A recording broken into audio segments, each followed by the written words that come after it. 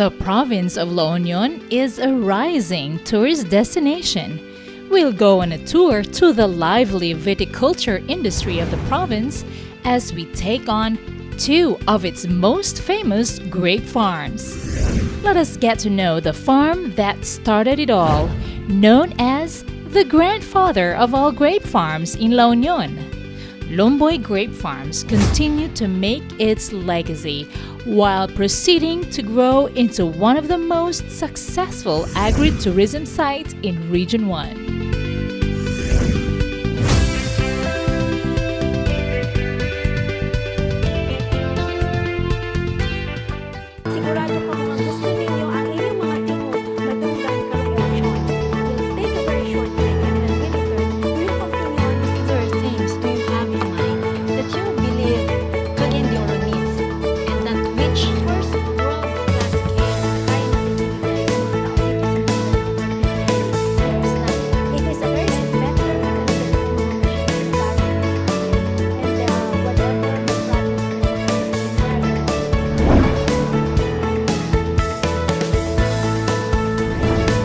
Welcome to Dynamic Living the Total You, and dear viewers and listeners over the radio, Dynamic Living goes to Bawang, La Union. And what better way to start our travelogue with Miss Ace here in Lomboy Farms. Miss Ace, magandang araw po Magandang sa inyo. araw po, Doc. At kami po ay nagagalak, pinaunlakan ninyo kami to be able to showcase what you have here in La Union. And thank you so much also for featuring Lomboy Farms and visiting us po. Yes, hetong inyong farm, so to speak, ang alam po natin, tinawag na grandfather of grape farms kayo, no? Including your late grandfather or father? It is my father Your po. father who founded this one, Yes no? po. So, paano nagsimula ito, Miss Ace? Okay, so Lomboy Farms started in 1972 po, Doc. So my father procured some cuttings in Cebu kasi may mga nakita po siyang backyard farming lang po doon. So he got interested. Ano nga ba tong halaman na to? Kasi hindi naman po to nabubuhay sa Pilipinas. So inuwi po niya dito sa La Union, and from there on, from 1972 to 1974, he experimented the proper way of propagating and training yung grapes po, because at that time, let's be honest, wala naman pong internet, wala pong reference materials in the Philippines. So by pure research and development over 2 years, tinignan po niya paano po patubuin ang grapes sa Philippines. So in 1974 po, namunga po. That was 2 years. That was 2 years after. 2 years after. So ganun po katagal yung iginugol niya po para mag-experiment po. So 1974 po yung first harvest namin po. So on that time po, naisip niya, ay, may potential itong halaman na to. So he continued, so nag-propagate po siya, napalaki po yung vineyard eventually to a few hectares, our peak po in 1980s.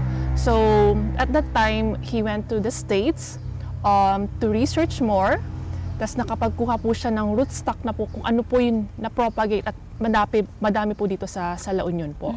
So during the 1980s, we grew to about 25 hectares po, both owned and leased land. So during that time din po, we experimented over 50 varieties. Ano po ba nga yung variety na akma dito sa Pilipinas, sa klima po ng Pilipinas? At ito nga po yung dalawang variety na meron po tayo ngayon dito sa Bawang, La Union po. Yung Red Cardinal, which is yung patok na patok po sa mga turista, at yung Brazilian Green po. Ang nakikita po natin ngayon po, ibinabalik po namin yung Black Riviere, which is also under experiment right now. Hopefully po, Doc, sa pagbalik niyo po soon, Mag-harvest na po kayo. Yan yung hinahanap ko kanina pa, Miss Ace. Gusto ko mag-harvest, you know. And heto nga pala, alam naman natin na when we talk about grapes, parang ang iniisip natin yung climate should be cold, you know, should be, paano tayo nagkaroon ng ganito? And you said na nagsimula siya sa Cebu when he saw it there and he was able to propagate it here. And masasabi mo, Miss Ace, na hetong climate natin is suited for the 3 varieties that you mentioned. Okay. Grapes, as I mentioned, is not endemic sa Pilipinas po. So, hindi po siya natural na tumutubo sa Pilipinas. Pag ikukumpara po natin sa ibang bansa in temperate countries like the US or the Europe, Australia, they have 4 seasons. So, that's why they only harvest once a year. And it happens during summer. During winter, the vines go into dormancy. Yung parang patay po sila, they go into a rest period. So, sa Pilipinas po, yung technology po na na-pioneer ng father ko, enables us, the grape growers, to harvest twice a year. Why? Because we have long dry season, especially in the Ilocos region. Ramdam nyo naman po, napakainit po. So suited po ang grapes in areas where there is ample sunlight. So that's one critical factor po in grape production. That's why sa Pilipinas po, napakaswerte po natin, nakakapagpabunga po tayo 3 beses. 3 beses isang taon? Isang taon po. So that means we have ample supply of grapes. Does it mean, Miss Ace, na mapapansin natin, no, na palagi yung mga binibenta ng mga grapes, no, for table grapes na pinag-uusapan natin, which is a favorite of mine also. Are these really locally produced or hindi enough yung local productions ninyo dito to be able to supply the needs of the people of this country? Okay, so perhaps, Doc, to answer your question, let's go back a bit into history. So when import liberalization came in the Philippines, that means the local market was flooded with imported grapes, oranges, apples. And at that time, the mentality of the Filipino was really, if it came from the States or Mas US, masarap. mas masarap, mas fresh, mas social. So just recently, there is a consciousness, the Filipino pride, that if we buy local, we buy Filipino. So parang mas umaangat po ulit ngayon in terms of the production. So locally pa po, tourists pa lang po, kulang na po yung supply namin, especially during the peak summer season. Ngayon po, kulang na kulang po. But having said that, since we harvest twice a year, during the rainy season when there are a decrease in the tourist arrival, medyo madami pong supply. So grape growers here would need to market their products outside of Bawang La Union po. So in other words, this is the only time na kapag in-exist kayo in production na natitikman namin na nasa taga-South, ano? Siguro nakakarating naman ito dun sa South, sa Mindanao, sa Visayas. Perhaps not really, Doc. Siguro as Metro far Manila as pa lang, kulang na. Baguio pa lang, Baguio, Dagupan, kulang na lang po. Because what we also do is during the rainy season, we help also the other small growers po. We buy from them their produce and convert it to wine or preserves po. So maganda yung inyong concept, no? You're not just growing for yourself so that you can market them, but you're helping other growers. Kasi napansin ko, Miss Ace, parang agribusiness here in your place is already getting to be, at the peak already. And you, as a matter of fact, is the first accredited DOT agribusiness industry. Yes, we're the first agritourism site here in Region 1 po. So we envision kasi one of our advocacies is really to promote agriculture. But if you only promote agriculture, especially generation right now, it's very difficult. So when the concept of farm tourism and agritourism was conceived, we actually thought about it as a way of promoting not just the local industry, but as a means of actually developing further the agriculture industry here in the Ilocos region po. Which is tama dapat. Kasi para bang ang ginagawa ninyo is you are now enhancing what you Yes, have. correct. Now, so kumbaga, the resources that you have, you make the most out of it. And it produces livelihood as well as brings in a lot of tourists to the area. Pero I also believe, Miss Ace, na hindi lang kayo doon sa grape production. You are also, now before I proceed with the winery, let me talk about ano yung mga care na kailangan para ito maging ganito siya. I'm pretty sure na meron tayong mga needs and requirements for them to be able to produce very sweet, luscious na mga grapes. There are really 3 critical factors po, Doc, no, in terms of grape culture, and I think the first one is really climate. So the Ilocos region is blessed with long dry season, very hot summer, so full sunlight. It all boils down to the beautiful place that we have here. So that's one factor. Second, of course, the soil. Grapes prefer loamy to sandy loamy soil, but of course we can always recondition the soil. And third, the variety that you actually plant in a specific region or area needs to be well adapted. So we've got inquiries, why don't we have seedless grapes or the ones that we normally see the supermarket, like the Seedless Thompson, we've actually experimented them, but they're not suited and adapted to the climate that we have here in the Philippines. So in other words, kailangan timplahin mo rin kung ano yung pupwede Correct. sa atin Correct. o hindi. And you have mastered the craft on that. We're still learning. More We're or still less. learning because of different factors like climate change. We're still seeing some changes in how we need to adapt the technology and techniques in the farm given the changing environment that we have right now. Pero heto, pag sinabi natin, di ba, may mga climate change na tayo ngayon, which is actually, trying to, I've been thinking about it last night, that climate change has a lot to do now with what we have, di ba, in our country. So we have La Nino, El Nino, La Nina, something like that. How does it affect now the production? El Nino, grapes, long, dry, without water. Okay lang sa kanya. It's okay for the grapes because grapes are very resistant to drought. La Nina, on the other side, is very not conducive to grape farming. So during the Habagat, if you remember that year, I think for all the growers, we've got very low income because of the water retention in our area. Climate change, for the past 10-15 years, we've seen a change in terms of the rainfall here in our area. When to start the rainy season, it's becoming more erratic. So it's becoming more difficult for grape growers like us to predict and plan ahead our calendar of activities. So a 3-day delay, let's say for example, in the pruning would actually make or break for us. Like for example, for last time when Typhoon Lando came here, most of the grape growers lost their production for the incoming Christmas season because we were all devastated. So changing climate really affects us. In moments like that, in instances where it happens like that, how do you get over it? I think, Doc, over the 45 years that we've been in the industry, we've seen it all. So psychologically, emotionally, we're prepared for that. So we've known the risk and upside of grape farming, but at the same time, what we do specifically for Lombay farms is we have other crops. That's why we came to grow about dragon fruit, guapos, just to make sure that if we lost on one season, we have ample income Which brings me to your next crops. So on top of grapes, you also have guapol.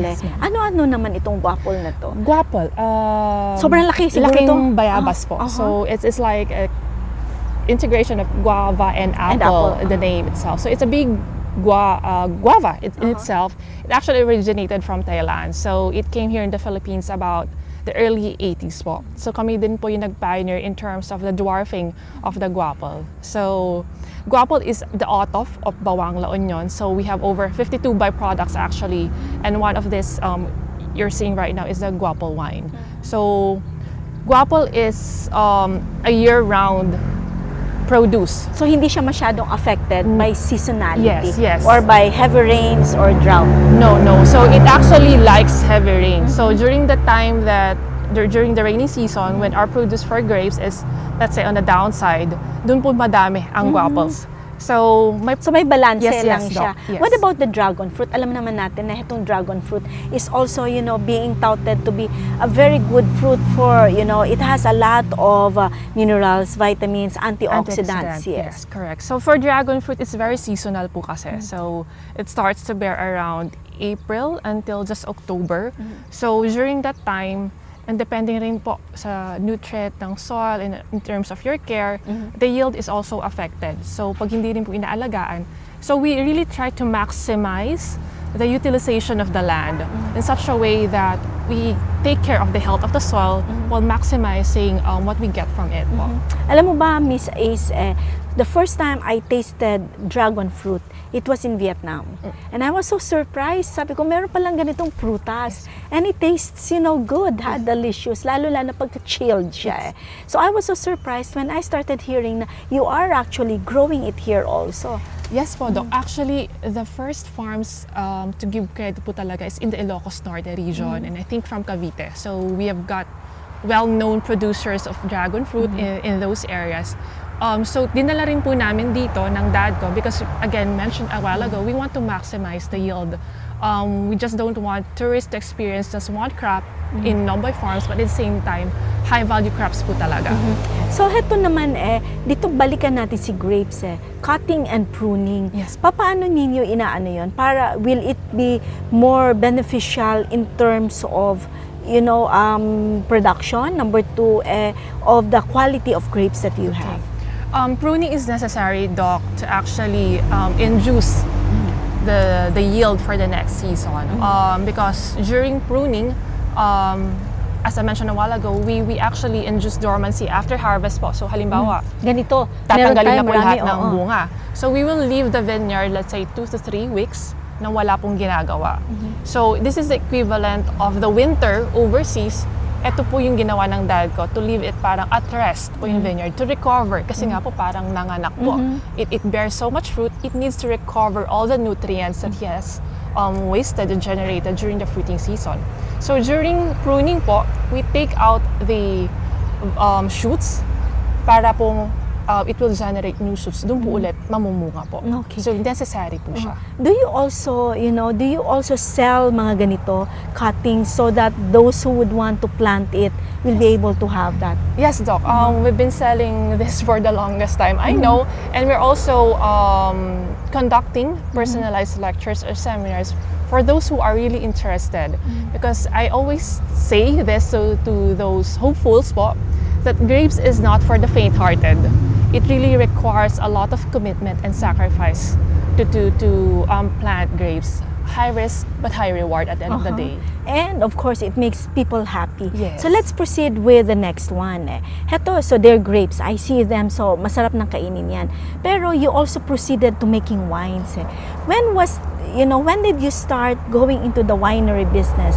Was it part and parcel of the vision of your father when he established Lomboy Farms? Again, Doc, let's go back to during our height. So when import liberalization came in, we've got so much produce at that time and my father didn't know what to do. It came to a point where we were actually binabasura na lang po namin. Oh, sayang yun. Yes, 1,000 kilos, 500 kilos a day. Wala po kasing technology at that time. So I think it also, as a result of the changing demographics, the social behavior that we have right now in the Philippines, where people become more social, more connected, they want to have a change in lifestyle, they want to feel good about themselves. So we've thought about how we can integrate more agritourism by offering more products to the tourists and our clients. So we thought about what can we do with our grapes. Of course, there's the usual preserves, but I think in terms of our vision, we want also to establish Lomboy Farms, Bawang La Union, as the first integrated agritourism in terms of, people can pick and pay their grapes, people can do wine tasting, people can stay here. It's a full spectrum of the grape experience, as to say it. And so it started with that, no? So import liberalization. Yes. And how are you now? In other words, from the time na you ventured into the winery, into the jams, the juices and everything, you have already disbottled the wines here. So how are you now in terms of expansion and growth? Okay, in terms of expansion and growth, recently we've opened our winery hall for tourists who really want to experience a sit-down wine tasting. We're very, very new and neophytes in this area, so we're still learning a lot, Doc. Secondly, we are in the process of getting our FDA certification because we want to hopefully market and export our wines. And then third, as you can see, we're building a new hall here so we can offer tourists a place to relax after they've gone picking from the vineyard. Yeah, so let's talk about 5 or 10 years from today, Miss Ace. How would you want your farm to be from 5 or 10 years from today? I think the core vision and mission that my father established years ago would still be there. So we really want to be an advocate of farming, not just in Region 1, but in the entire Philippines. We want to be a landmark, to be well known in terms of how we've established Philippine grape industry and how we have actually helped not just the farmers, but of course the local industry. And it goes into both agriculture and tourism, because right now we're also gearing towards really developing the agriculture side. As if you can see, we're also an accredited learning site for students. So we've got students coming here to perform their immersion or on-the-job training. So and it's a you full also have your research arm of this, right? Yes. Which wherein you are encouraging the students and even not students, no, even adults like us who would want to learn how to go about this kind of business. Yes, Doc. So actually, as you can see, we are here at our research and demo area. So as I mentioned a while ago, the changing environment, we cannot rest. We cannot rest. There are so many factors that are changing in our environment that we have to continuously innovate and find ways how we can actually produce better yield in our farm, better products. Of course, we cannot leave the community behind. How we can actually leave an impact to the community at hand. Yun yung pinakagusto ko sa sinabi mo lahat, Miss Ace. For you to be able to make a difference in your community. So impacting the lives of others, making sure that there's work for everybody around the area. They're making sure that you're able to help others also Yes, make that's a very living. important po. Yeah. So what is your message now to our viewers? Siyempre gusto natin na imbitahin mo yung mga nanonood sa atin dito sa Hope Channel. Yes, inaanyayahan ko po kayong lahat para bisitahin at ma-experience po ang grape picking dito sa Grape Capital of the Philippines, Bawang La Union. Bring your family, friends, and mag-enjoy po kayo dito. Oh, kagaya ko, nag-enjoy ako ngayon. At after this, Miss Ace, I'd like to do some pickings, no, and tasting para makita natin, no. So we'll go ahead with our tour of your place. Okay, sige po, samahan niyo po kami, no, habang titingnan po natin kung anong meron dito sa Lumboy Grape Farms. Okay, dito pa rin po tayo sa Lumboy Farms, no? At kasama ko ngayon si Miss Mai. Miss Mai, nakikita ko dito, napapansin ko, ano, patay lahat. What is this? Hindi po siya actually patay, ma'am. So this is pruning time po ng grapes. So pinaka-rest time po nila. Tinatanggal po lahat ng leaf, ng mga stem pong unnecessary. So 3 months po, pwede na po ulit tayo mag-harvest po. Ibig mong sabihin, Miss Mai, for 3 months, it will look like this. And slowly, it will regrow by itself and it's again ready for harvesting. Yes po, ma'am. Kasi we will wait for 3 months. So magpa-flower po siya. Unti-unti pong lalaki yung bunga. And then mag-ripening po na siya. And then ready for harvest na po ulit siya, ma'am. Okay, thank you very much. And tayo po ay tutuloy naman ngayon sa next product ng Lumboy Farms, which is your guapol. Okay, tara na po.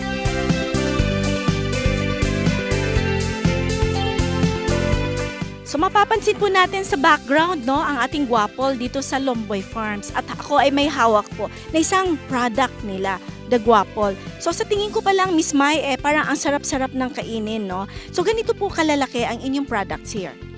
Yes po, yan po ay talagang ready na for picking. So may leaf pa po siya. So yan, fresh po, pwedeng kaining raw. Kahit po hindi na siya hugasan na maigi kasi po hindi na po kami nag-spray ng anumang fertilizer para po makapag-affect po sa guapol po natin. Ibig sabihin, insecticide-free po itong ating products here from Lumboy Farms. Yes po, ma'am. Insecticide-free po siya kasi upon picking po, wala na po siyang anumang chemicals na nare-receive para po safe po siya kainin anytime po, anywhere.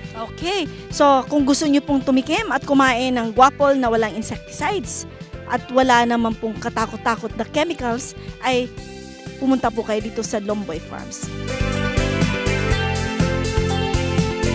Andito naman po tayo ngayon sa Gapus Ancheta Salino Grape Farms. And I am very much honored to have with me Miss Annabel Ancheta. Magandang araw po sa inyo, ma'am. Magandang araw din po. Opo, napansin po namin, hitik na hitik din po ng prutas ang inyong farm, no? At napansin po natin na very green pa siya. Ito po ba ay handa ng pitasin o hindi pa? Actually, ma'am, hindi pa po siya to fully ripe kasi sa dami po kasi talaga ng guests everyday, naagad po yung mga hinog.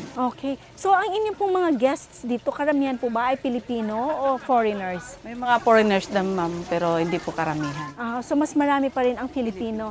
At heto po ba ang ating mga turista na pumupunta dito sa inyong farm, Ma'am Annabel, mas karamihan dito taga Region 1 o kahit taga ibang lugar sa buong Pilipinas? Luzon, Visayas, Mindanao na po ma'am. Opo. Kasi last week, karamihan po from Mindanao ang naging visitors na. Opo, kasi kami nga din, galing din po kami ng Mindanao.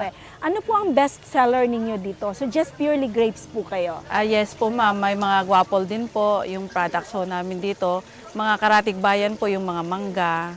At saka yung mga t-shirt souvenirs na rin po namin. At saka wine po. Opo. So, ano pong kapag kakaiba ninyo sa inyong grape farm, sa iba po pong grape farm na napuntahan namin?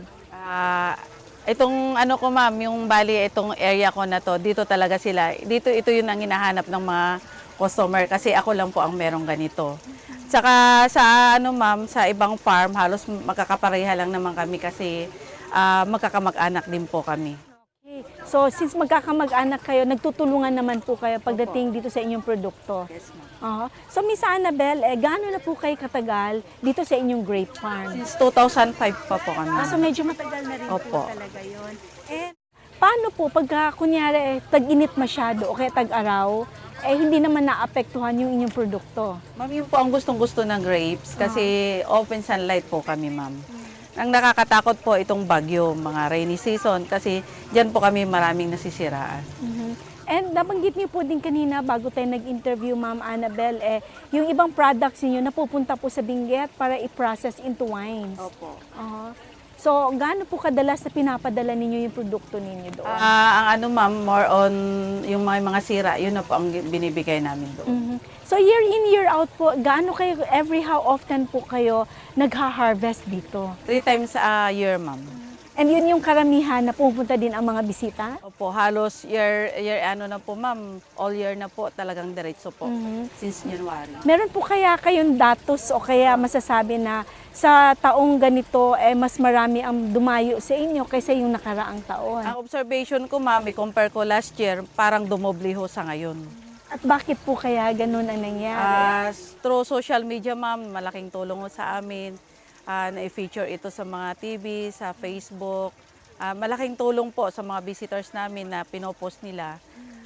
Yung mga karamihan sa mga kaibigan nila, naiano nila ma'am. Naiinganyo nila na Naiinganyo po. pumunta sila dito. Ma'am, kung meron kayong gustong baguhin dito o idagdag upang lumago pa at lumaki pa yung inyong kabuhayan dito, itong farming na ito, ano po ito? Ang maidadagdag ma'am, siguro ma'am, hindi ko maano kasi kulang sa lupa. At saka hindi namin sarili ang lupa, nakikilupa lang po kami. O kung marami halos, pero sa ngayon ma'am, dito sa Orayong Bawang, halos mapapansin nyo po, puro ubasan na po. Nag-more na mga farmers, more concentrate na sila sa ubas. Kasi nung araw, hindi po grapes po ba? Iba ang tanim ninyo dito. So bakit po kaya may change na from yung dating produkto ninyo, ngayon mas ubas na ang mga tao dito? Dahil po sa turismo. So yung tourism talaga ang driving force natin dito. So kung kayo po ay kung baga may wish list, kung may wish list po kayo, ano po kaya yung wish ninyo na number 1, number 2 at number 3? Number 1 po, sana po dumami pa yung pabunga namin sa ubas kasi hindi po sa bawat haanin namin marami pong bunga. Especially po pag December kasi malamig, nahihirapan po kami magpabunga kaya kunti lang ho ang bunga ng ano. Number 2 po, sana po dumami pa ang customer namin na pumunta dito at maranasan nilang mag-grape speaking. Number 3, nasa Panginoon po ang pagpapasalamat namin kasi binigyan kami ng ganitong kabuhayan, mas lalong lumago at saka nakikisama pa rin ang climate sa amin. Opo, so yun yung inyong wish list na sa tingin ko ay hindi naman malayo na maibigay sa inyo po.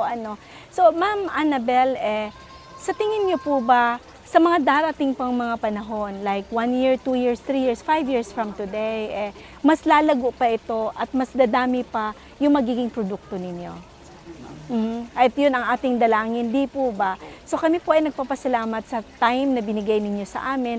Mag-iikot lang po ako sandali. At ano po ang gusto niyong imensahe sa ating mga kababayan na manunood po at nanonood sa Dynamic Living dito po sa Hope Channel Philippines? Ma'am, nagpapasalamat din ako sa opportunity na binigay ninyo sa farm namin. Nagkaroon kami din ng time na ma-interview nyo. At iniimbitahan ko po ang mga kababayan natin, Luzon, Visayas, Mindanao, na try our grape speaking po dito sa Bawang, La Union. Para maranasan din na, kasi maraming hindi naniniwala na wala po tayong grapes dito sa Pilipinas. Actually, ma'am, hindi naniniwala, nakakamangha nga at meron tayong ubas dito sa Pilipinas. And hindi lang po local yung nanonood sa atin, you might also want to invite our foreigners who come to the Philippines. Maybe they can drop by to La Union. Try our grape speaking, ma'am, here in La Union. At iiba din po ang lasa at matamis din po kasi kanina at mamaya po titikman ko din. Gusto kong ipakita sa mga tagapagpanood natin na naiiba ang grapes or ubas ng Bawang La Union, lalong-lalo na dito sa Ancheta Farms, no? Opo, Gapus Ancheta Farms. So, samahan niyo po kami habang kami ay nag-iikot dito po sa Gapus Ancheta Grape Farms. Ma'am, tara na po.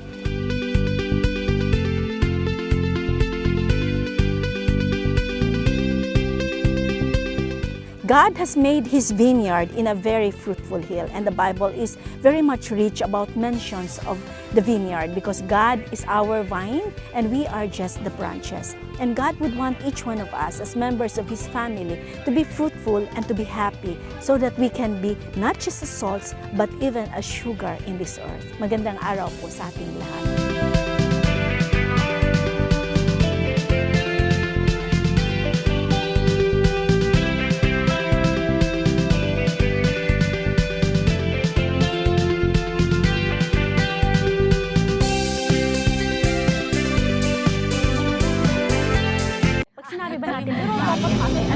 If you have been blessed by this program, share hope and help us continue to bring hope everywhere.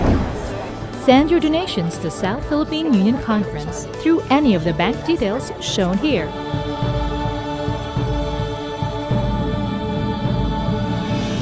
Hope Channel, sharing love, changing lives.